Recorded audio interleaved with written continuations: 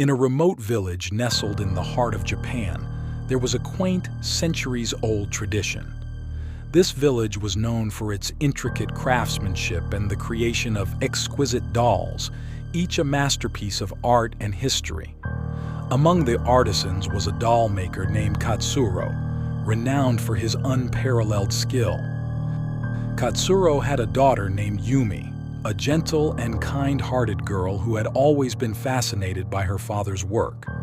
She spent her days in the workshop, watching him craft the most beautiful dolls, each one imbued with love and care. Her favorite, though, was a doll known as Hinata, a strikingly lifelike creation with obsidian-black hair and eyes that seemed to follow you wherever you went. As Yumi grew, her fascination with dolls became an obsession. She yearned to create her own masterpiece, a doll that would rival her father's finest works.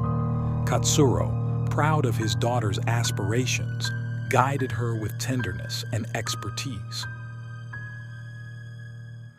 One fateful evening, as the sun dipped below the horizon and the shadows deepened, Yumi's obsession with her craft began to take an eerie turn. She became fixated on creating a doll that was not merely beautiful but otherworldly. She toiled away in the dimly lit workshop, her hands deftly shaping the doll's features, her thoughts consumed by an inexplicable compulsion. Finally, after weeks of tireless work, Yumi unveiled her creation, a doll unlike any other. Its face was porcelain white, lips painted a dark, blood-red hue, and its eyes, although made of glass, exuded an unsettling sense of sentience. Yumi named her creation Kokoro, meaning heart in Japanese, for she felt as though she had poured her very soul into the doll. Katsuro, disturbed by the doll's eerie beauty and unsettling presence, urged Yumi to put it away and forget about it. However, Yumi had become strangely attached to Kokoro. She insisted on keeping it by her side, even as her father's concern deepened. As time passed, a sense of foreboding settled over the village. Residents began to report strange occurrences, attributing them to Yumi's haunting creation. Whispers in the dead of night, mysterious footsteps, and chilling cries filled the village with an eerie atmosphere.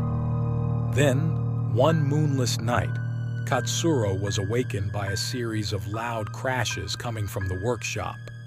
Rushing to investigate, he found a scene that would haunt him for the rest of his days. Kokoro had come to life, its porcelain skin now pale and lifeless. It moved with a slow, deliberate gait, its glass eyes devoid of any humanity. Katsuro tried to flee, but Kokoro cornered him in the workshop. With a haunting, unnatural strength, it seized him and began to whisper chilling secrets, sins of the past that only Katsuro knew. As Kokoro continued its sinister monologue, it slowly but surely strangled the life out of Yumi's father. The villagers, awakened by the commotion, burst into the workshop, but it was too late. Katsuro lay lifeless on the floor, and Kokoro had returned to its inanimate state. The village was consumed by grief and terror, realizing that Yumi's creation was a malevolent spirit bound within the doll.